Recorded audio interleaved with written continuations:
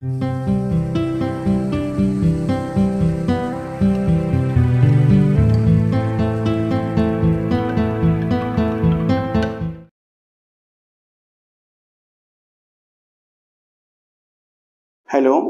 पिछले वीडियो में मैं आपको कलिंग के छेद वंश के बारे में बताया था और इस वीडियो में हम आपको सातवाहन वंश के बारे में बताएंगे। जिस समय उत्तर भारत में शुंग वंश का काल चल रहा था या वो अपने उतार पर चल रहा था, उसी समय दक्षिण भारत में दो राजवंशों का उदय होता है। पहला जो राजवंश होता है वो कलिंग का चेद होता है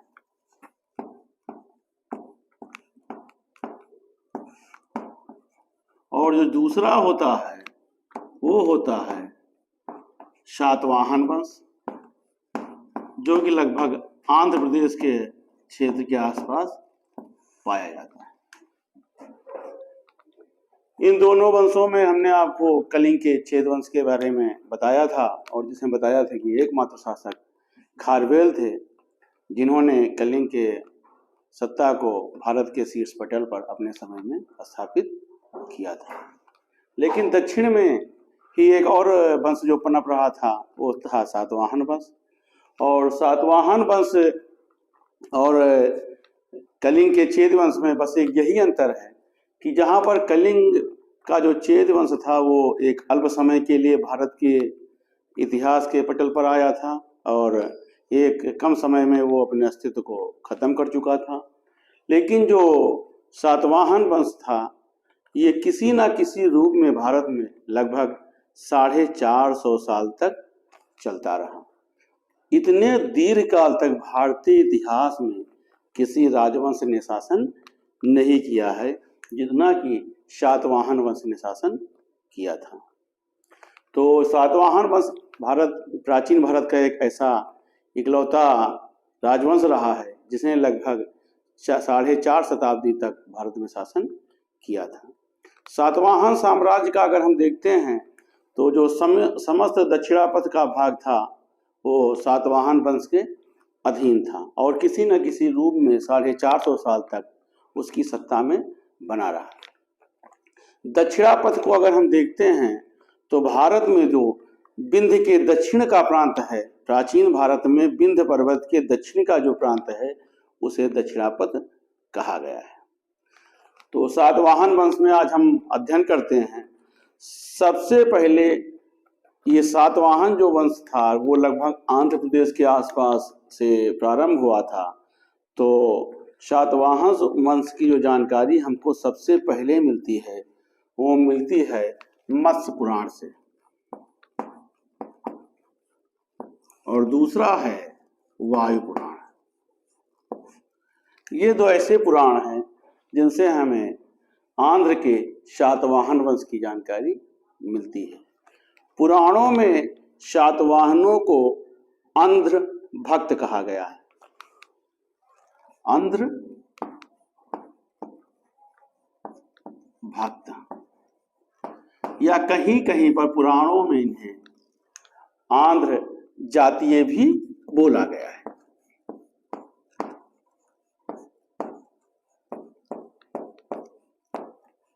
पुराणों में जो इनका परिचय मिलता है वो आंध्र भक्त और आंध्र जातीय से मिलता है, जिससे ये प्रतीत होता है कि जब पुराणों का संकलन हो रहा था तो सातवाहनों का जो साम्राज्य था वो केवल आंध्र प्रदेश तक ही सीमित था। पुराणों में जो सातवाहन शासकों का उल्लेख मिलता है उसमें कुल 30 शासक का उल्लेख मिलता है। ज्यादातर अगर हम देखते हैं तो जो पुराणों की रचना है वो सातवाहन वंश के शासनकाल के समय में ही हुई है। सातवाहन वंश का जो संस्थापक माना गया है उसे सिंधुक या शिप्रक व्यक्ति को माना गया है, सिंधुक। और इसको मैंने आपको एक जगह पर और बताया था कि पुष्यमित्र शुंग के वो कर्ण वंश जो हुआ था उसमें सबसे अंतिम शासक की हत्या एक सिंधुक नामक व्यक्ति ने किया था। वही सिंधुक जो है आंध्र के सातवाहन या शालिवाहन वंश के संस्थापक माने गए हैं। पुराणों के अतिरिक्त जो सातवाहनों का हमें प्रमाणिक साधन मिलता है, उसमें जो सबसे पहला साधन है वो है नागनिका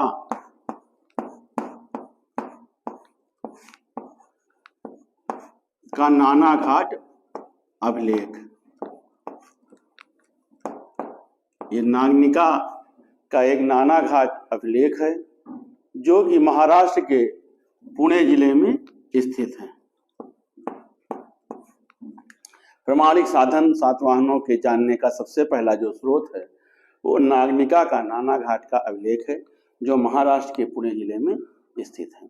दूसरा है गौतमी पुत्र सातकर्णी का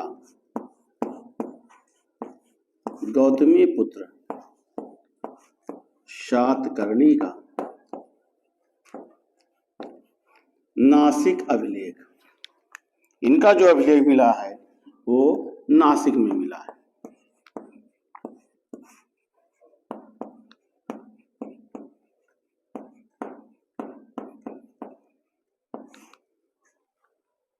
तीसरा जो है वो है गौतमी बलश्री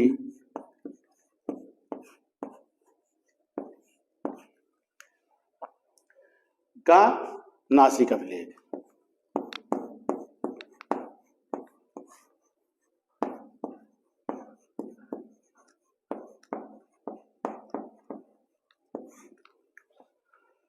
और जो अगला मिलता है वो वशिष्ठी पुत्र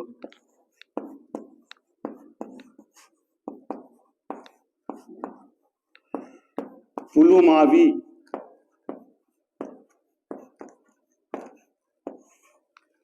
का कार्यालय अभिलेख है।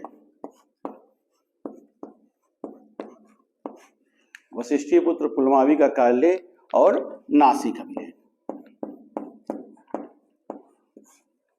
तो ये इतने साधन मत्स्य पुराण, वायु पुराण, नागनिका का नाना घाट अभिलेख, गौतमी पुत्र सातकर्णी का नासिक अभिलेख, गौतमी बलश्री का नासिक अभिलेख और वशिष्ठी पुत्र पुलुमावी का कार्यालय और नासिक अभिलेख, इसके साथ ही यज्ञश्री सातकर्णी का नासिक अभिलेख, ये ऐसे अभिलेख हैं जिनसे हमें शालिवाहनों या सातवाहनों के बारे में जानकारी मिलती है। इसके अतिरिक्त कई ऐसे स्थान भी मिले हैं जहां पर सातवाहन कालीन सिक्के मिले हैं और उसके आधार पर सातवाहनों का इतिहास मिलता है। नासिक में एक स्थान है जोगलथम्भी, वहां से सातवाहनों के कई ऐसे सिक्के मिलते हैं जहां पर उन्होंने उस समय के शक वंश के शासक जो क्षयरात वंश के थे, नहपान के जो सिक्कों का ढेर मिला है उनमें अनेक सिक्कों को, लगभग 3/4 सिक्कों को गौतमी पुत्र सातकर्णी द्वारा पुनः अंकित कराया गया है। जो नहपान के सिक्के थे उस पर इनका नाम फिर से छापा गया है, रीअंकित हैं, और इससे ये पता चलता है कि नहपान के ऊपर गौतमी पुत्र सातकर्णी ने विजय प्राप्त की थी। इसी प्रकार से यज्ञश्री सातकर्णी का एक सिक्का मिलता है जिसमें जलपोत का चिन्ह बना है और उससे ये प्रदर्शित होता है कि सातवाहनों ने समुद्र के ऊपर भी अधिकार किया था।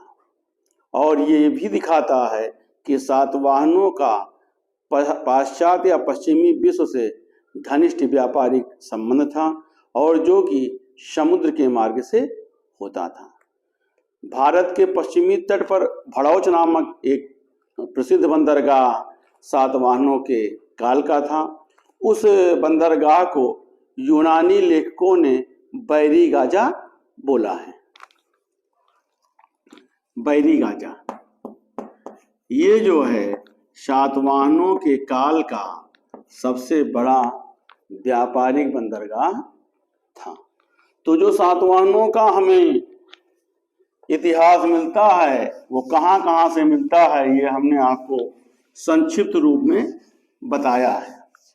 और ये अभिलेख प्रायः परीक्षाओं में पूछे जाते हैं कि अमुक अभिलेख किसका है।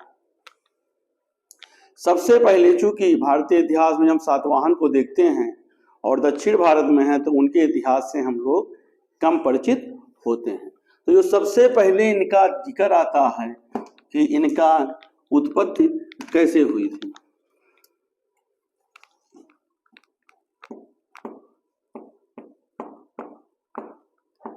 उत्पत्ति या मूल स्थान, ये किस स्थान के शासक थे, जहां ये इनका सबसे आद्य स्थान क्या था। हमने आपको बताया कि पुराणों में सातवाहनों को या उनका जो संस्थापक सिंधुक था उसे आंध्र जातीय बोला गया है, लेकिन अपने अभिलेखों में इस वंश के राजाओं ने अपने को सातवाहन कहा है। प्राचीन काल में कृष्णा और गोदावरी नदी के बीच का जो तेलुगु भाषी क्षेत्र था उसे आंध्र प्रदेश बोलते थे। हालांकि आज भी आंध्र प्रदेश लगभग उसी स्थान पर है।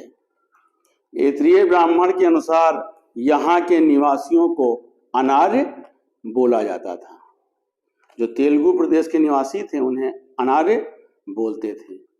इसके अनुसार इस क्षेत्र में विश्वामित्र के पुत्रों ने गोदावरी और कृष्णा नदी के बीच में अपना निवास स्थान बनाया था और आर्यता जातियों से विवाह किया था, मतलब अनार्य लोगों से विवाह किया था, जिससे कि आंध्र लोग पैदा हुए थे। महाभारत में आंध्रों को म्लेच्छ और मनुस्मृति में वर्ण संकर या अंतज्य कहा गया है, त्यागने योग्य। लेकिन जो ये अभिलेख मिले हैं उसमें सातवाहनों ने अपने को उच्च वर्ण का कहा है, जिससे यह प्रतीत होता है कि सातवाहन इनके कुल का नाम था, जबकि जो आंध्र भोज कहते हैं या आंध्र भक्त कहते हैं वो उस स्थान का बोध था जहाँ पर ये रहते थे। गौतमी पुत्र सातकर्णी के नासिक अभिलेख में उसे ब्राह्मण, एक ब्राह्मण या अद्वितीय ब्राह्मण कहा गया है। इससे पता चलता है कि शकों द्वारा पराजित होने के बाद सातवाहनों ने अपना मूल स्थान छोड़ दिया था और आंध्र प्रदेश में रहने लगे थे, इसलिए इन्हें आंध्र कहा गया है।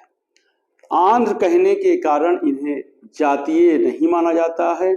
आंध्र चूंकि एक स्थान का नाम है, इसलिए इसे प्रादेशिक संज्ञा मानना ज़्यादा उपयुक्त होगा कि ये आंध्र प्रदेश में रहते थे, इसलिए इन्हें आंध्र भक्त या आंध्र जातीय कहा गया है।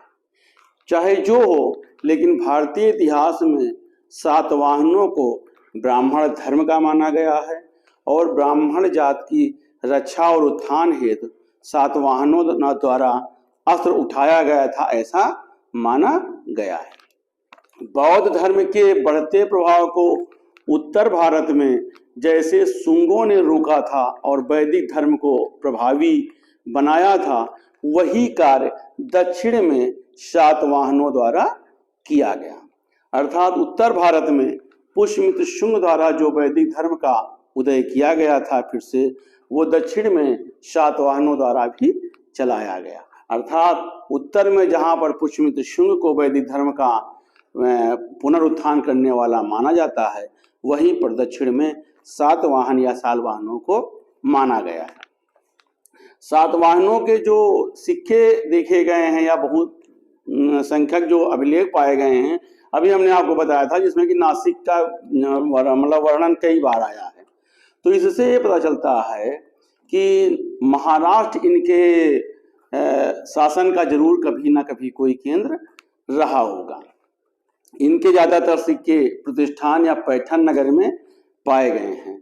सातवाहन वंश के संस्थापक का एक रिलीफ चित्र मिला है और इनकी सातकर्णी की जो महारानी थी नागनिका, इनका जो नाना घाट अभिलेख मिला है वो महाराष्ट्र में प्रतिष्ठान नामक स्थान से 100 मील की दूरी पर है। भारतीय इतिहास में अध्ययन करने पर यह पाया गया है कि सातवाहनों का महारठी वंश से बहुत ही घनिष्ठ संबंध था और सातवाहनों का जो मूल निवास स्थान था वो महाराष्ट्र ही माना गया है। सातवाहन का जो प्रथम शासक था सिमुक, या जिसे सिंधुक बोलते हैं,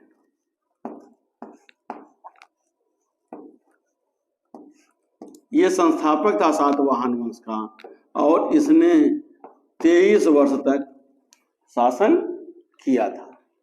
जिसके शासन का जो समय माना गया है वो 60 ईसा पूर्व से 37 ईसा पूर्व तक माना गया है। सिमुक के मृत्यु के पश्चात उसका छोटा भाई कान सातवाहनों का राजा बनता है। कान को कृष्ण भी बोला गया है। यह सातवाहनों का दूसरा राजा होता है।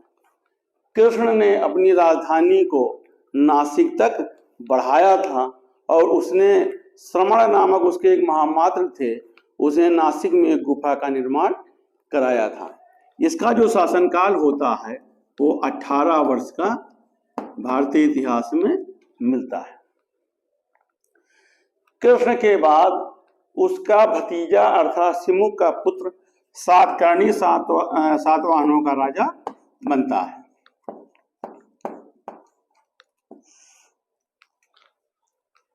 और सातकर्णी सातवाहनों में सातकर्णी प्रथम के नाम से विख्यात होता है। सातकर्णी का ही एक ऐसा नाम होता है जिसमें कि सातवाहनों द्वारा अपने साम्राज्य को उत्कर्ष स्थिति में पहुंचाया जाता है। इसका विवाह उस समय के अंगीय कुल के महारथी जो होते हैं त्रनकाइरो, उनकी पुत्री से होता है, जिसका नाम होता है नागनिका।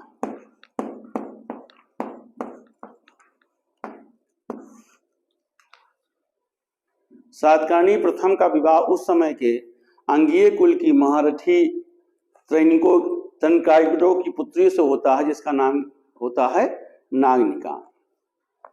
सातकर्णी का जो शासन होता, हमने आपको बताया कि बहुत ही सातवाहनों का जो है उत्थान का सबसे प्रभावी शासन होता है।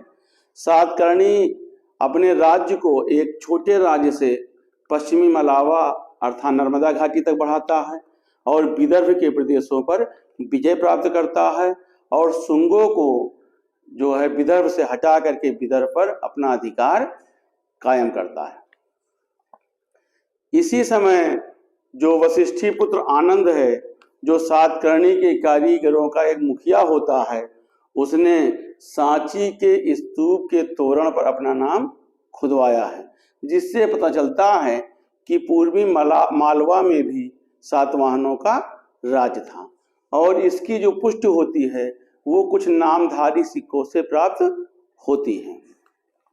सातकर्णी को हमने आपको बताया कि जब हम कलिंग के खारवेल को पढ़ा रहे थे तो सातकर्णी को जो है कलिंग नरेश खारवेल के भी आक्रमण का सामना करना पड़ता है, जिसमें कि हाथी गुम्फा अभिलेख में खारवेल ने दिखाया है कि अपने राज्यरोहण के दूसरे वर्ष में वो सातवाहनों की परवाह न करके कर्णवेला नदी तक अपनी सेना को भेजता है, किंतु सातकर्णी के प्रतिरोध के कारण उसे वापस आना पड़ता है। सातकर्णी द्वारा 2 अश्वमेध यज्ञ किए जाते हैं। इसने अपनी पत्नी नागनिका के नाम पर रजत मुद्राएं भी उत्कीर्ण कराई थी और इन रजत मुद्राओं पर अश्व का भी चिन्ह मिलता है। सातकर्णी द्वारा दक्षिणापथ पति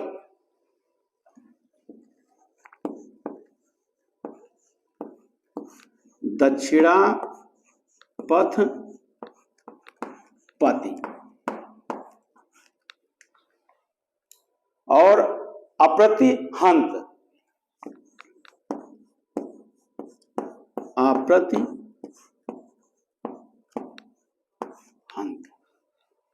चक्र।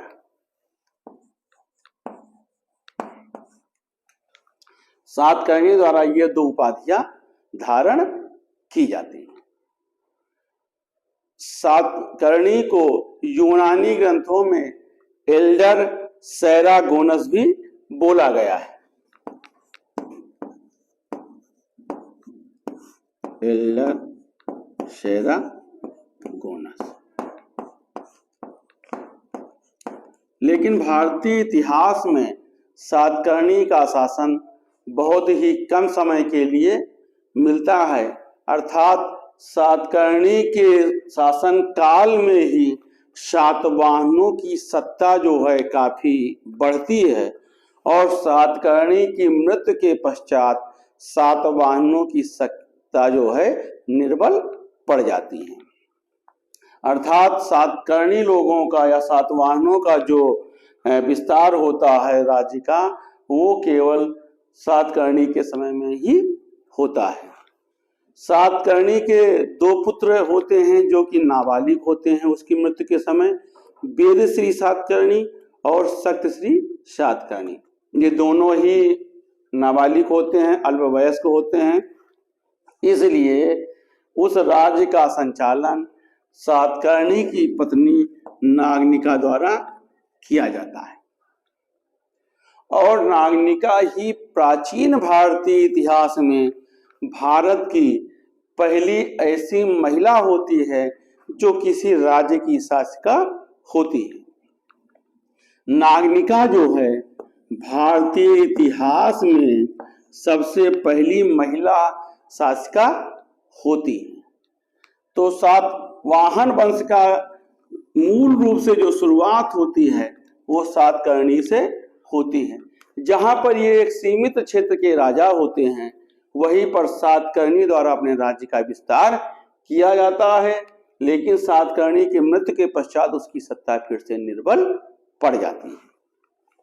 काफी समय बाद सातवाहनों का जो साम्राज्य का फिर से उत्कर्ष होता है वो होता है गौतमी पुत्र सातकर्णी से। ये गौतमी पुत्र सातकर्णी दूसरे हैं।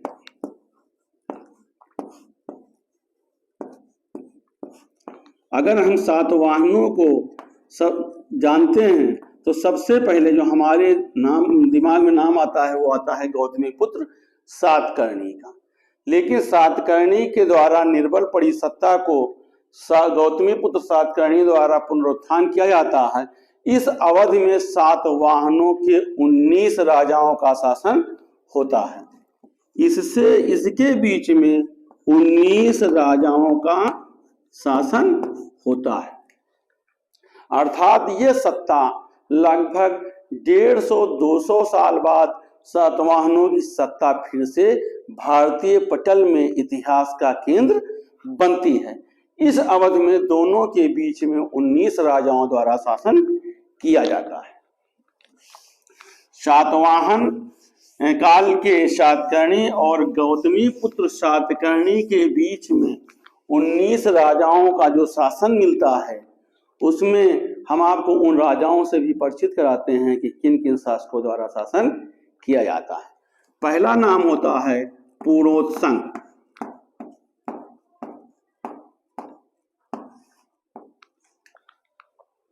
फिर स्कंद स्तंभ,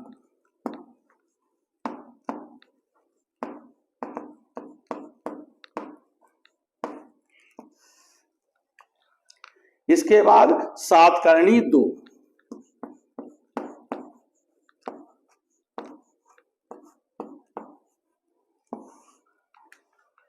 फिर लंबोदर,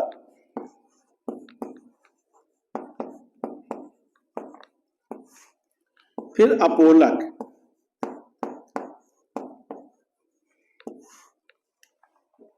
अपोलक के बाद मेघस्वात,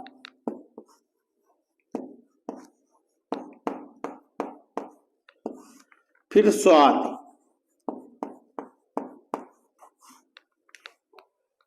इसके बाद मृगेंद्र,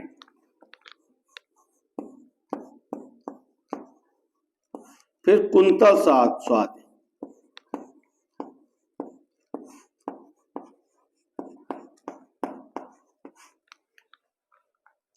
फिर स्वातिकर्ण,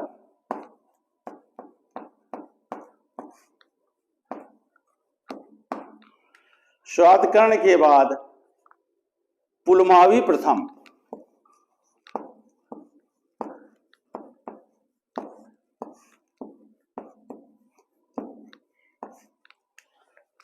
पुलमावी प्रथम के बाद गौर कृष्ण,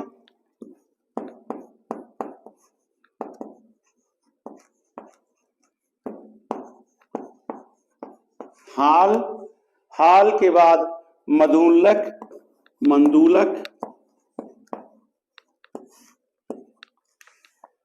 और इसके बाद पुरिंद्र सेन।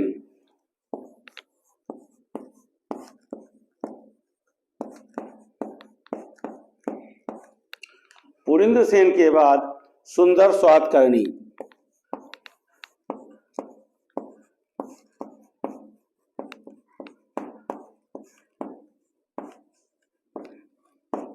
सुंदर स्वातकर्णी के बाद चकोर स्वातकर्णी।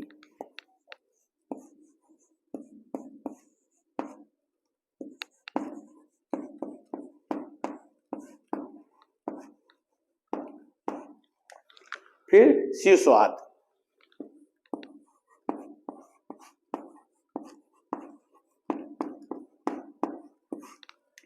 अर्थात सातवाहन वंश के सबसे पहले उत्थान करने वाले शासक सातकर्णी और इसके बाद काफी समय बाद फिर से उसका उत्थान करने वाले अर्थात निर्बल पड़ी सत्ता को फिर से भारतीय इतिहास के पटल पर लाने वाले गौतमीपुत्र सातकर्णी के बीच में इतने शासकों द्वारा शासन किया जाता है, जिसमें कि इन शासकों के बारे में कोई बहुत विशेष जानकारी नहीं मिलती है, क्योंकि इनके समय में जो सातवाहनों की सत्ता होती है वो काफी निर्बल पड़ी होती है। लेकिन इसमें से एक शासक अपोलक हैं, जिनका एक तांबे का सिक्का एमपी में मिला है, मध्य प्रदेश में मिला है तांबे का सिक्का।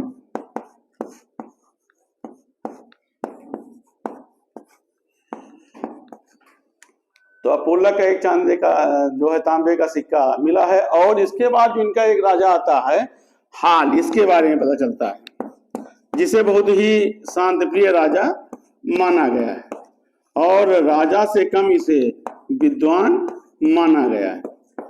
हाल जो है सातवाहन काल में सबसे बड़ा स्वयं का कवि था और विद्वानों का आश्रयदाता राजा था।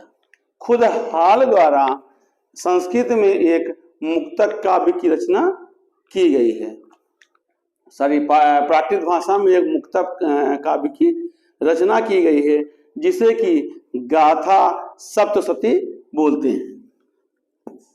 गाथा सप्तशती ये हाल की रचना है और प्राकृत भाषा में है। और हाल जो है विद्वान होने के साथ साथ सातवाहन वंश के एक राजा भी रहे हैं। हाल के समय में ही गुणाढ्य नामक एक विद्वान भी उनकी सभा में रहते थे, जिसने बृहद कथा का रचना किया है। इन्हीं के समय में कातंत्र नामक संस्कृत व्याकरण की भी रचना की है, जिसे कि शर्ववर्मन ने किया है। और कातंत्र जो पुस्तक लिखी गई थी वो हाल को उनकी रानी द्वारा संस्कृत सिखवाने के लिए लिखवाई गई थी।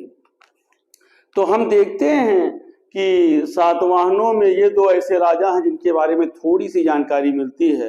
अन्य तो सातवाहनों के सातकर्णी और गौतमीपुत्र सातकर्णी के बीच में इन 19 राजाओं ने शासन किया था, जिनका लगभग जो काल था वो निर्बल शासन काल था, अर्थात सातवाहनों का ह्रास काल था, जिसमें सातवाहनों ने कोई विशेष उन्नति नहीं की थी, बल्कि अपने राज्य को कहीं ना कहीं खोया ही था, अर्थात वो धीरे धीरे शकों के अधीन होते चले गए थे।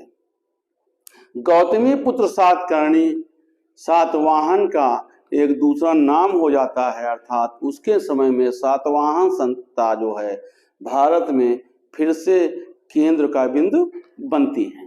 तो हमारा जो आज का अध्ययन होगा वो मूल रूप से गौतमीपुत्र सातकर्णी पर ही आधारित है।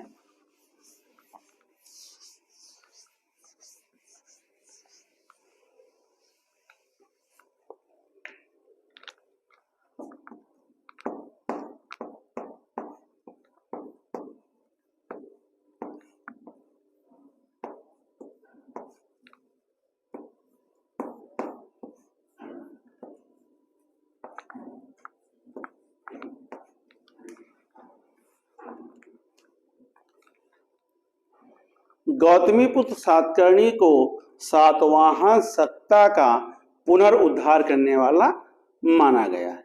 पुराणों के अनुसार गौतमी पुत्र सातकर्णी अपनी वंश का या अपने वंश का सातवाहन वंश का 23वां शासक था।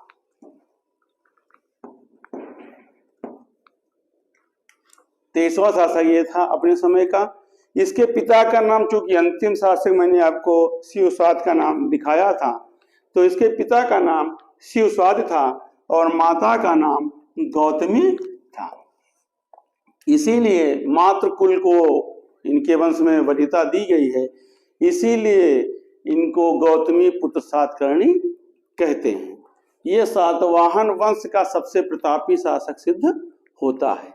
इसके 3 अभिलेख मिलते हैं। जो 3 अभिलेख मिलते हैं उसमें 2 अभिलेख इसके नासिक में मिलते हैं और एक कार्ले में मिलता है। नासिक का जो पहला अभिलेख है वो इसके शासन के 18वें वर्ष का है और दूसरा जो अभिलेख है वो इसके शासन के 24वें वर्ष का है। कार्ले का भी अभिलेख इसके शासन के 18वें वर्ष का है। शकों द्वारा या छहरातों के, जो शक की एक शाखा थी छहरात, शक की 2 शाखाएं हैं, मैं आगे चलूंगा तो बताऊंगा। एक शाखा थी छहरात,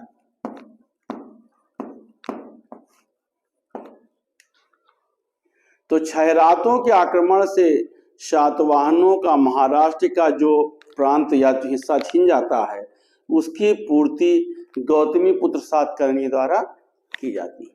अपने शासन के 17वें वर्ष में गौतमी पुत्र सातकर्णी द्वारा छहरातों पर आक्रमण किया जाता है। इस सैनिक अभियान में उस समय के छहरात वंश का महान सम्राट नहपान और उसका दामाद उसावदत्त मारे जाते हैं। नहपान जो है, नहपान के समय में छहरातों काफी उत्कर्ष काल रहा है और गौतमी पुत्र सातकर्णी के द्वारा युद्ध में वो मारे जाते हैं। ये युद्ध जो है नासिक के गोवर्धन क्षेत्र के आसपास होता है। अपनी इसी विजय के उपलक्ष्य में गौतमी पुत्र सातकर्णी द्वारा नासिक के बौद्ध संघ को अजकालिकीय नामक क्षेत्र दान में दिया जाता है। इसी समय गौतमी पुत्र सातकर्णी द्वारा गोवर्धन के अमात्य को एक राजाज्ञा जारी की जाती है और उस राज्य आज्ञा के नीचे वो अपने को बेड़ा कटक स्वामी बोलता है। बेड़ा कटक स्वामी।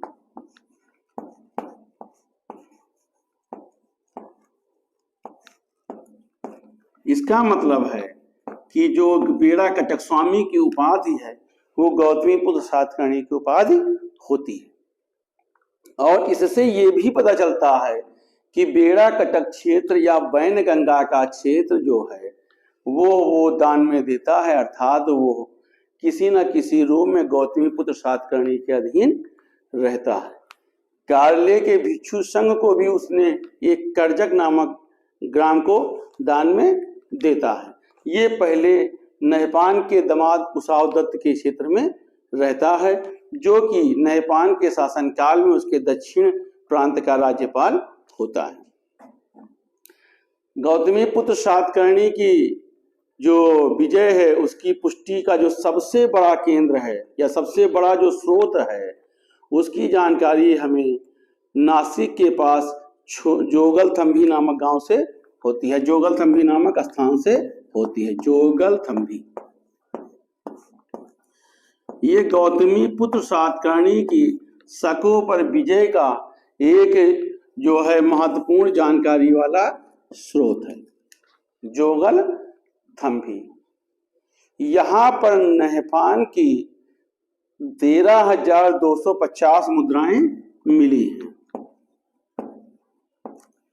एक मृदभांड में नहपान की 13,250 मुद्राएं प्राप्त हुई हैं, जिसमें लगभग 2/3 मुद्राओं पर गौतमी पुत्र सातकर्णी ने अपना अंकन कराया है, अर्थात नहपान के सिक्कों पर ही उसने अपने नाम को उत्कीर्ण कराया है, जिससे पता चलता है कि नहपान के ऊपर गौतमी पुत्र सातकर्णी ने विजय पाई थी।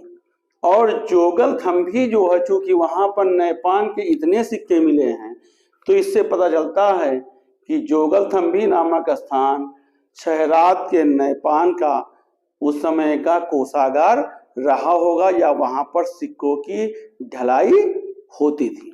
ये दो चीजें जोगलथम्भी से जानकारी होती है। पुलमावी जो कि गौतमीपुत्र सातकर्णी का पुत्र था, उसके नासिक अभिलेख में गौतमीपुत्र सातकर्णी को शक यवन पहलों का विनाश करने वाला बताया गया है, और इसके साथ ही ये भी बताया गया है कि उसने शक पहलों और क्षयरात का जो है उन्मूलन किया था।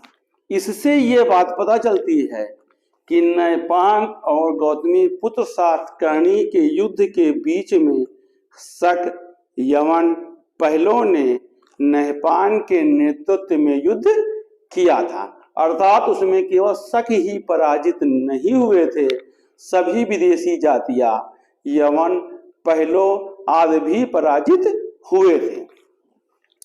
पुलमावी का जो अभिलेख है, जो कि उसके 19वें वर्ष में नासिक का एक गुहालेख या अभिलेख छपवाया गया है, उसमें गौतमीपुत्र सातकर्णी द्वारा विजय कई प्रदेशों के नाम दिखाए गए हैं, जिसमें कि पहला प्रांत है या पहला क्षेत्र है ऋषिक।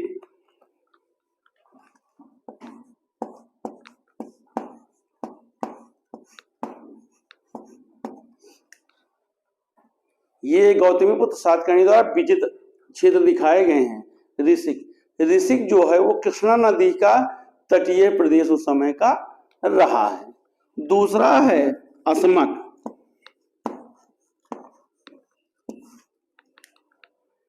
ये गोदावरी का तटीय प्रदेश रहा है, जो कि महाराष्ट्र के पैठन या प्रतिष्ठान नगर के समीप है। सौराष्ट्र, जिसे कि आज के समय में दक्षिणी काठियावाड़ बोलते हैं। कुकुर,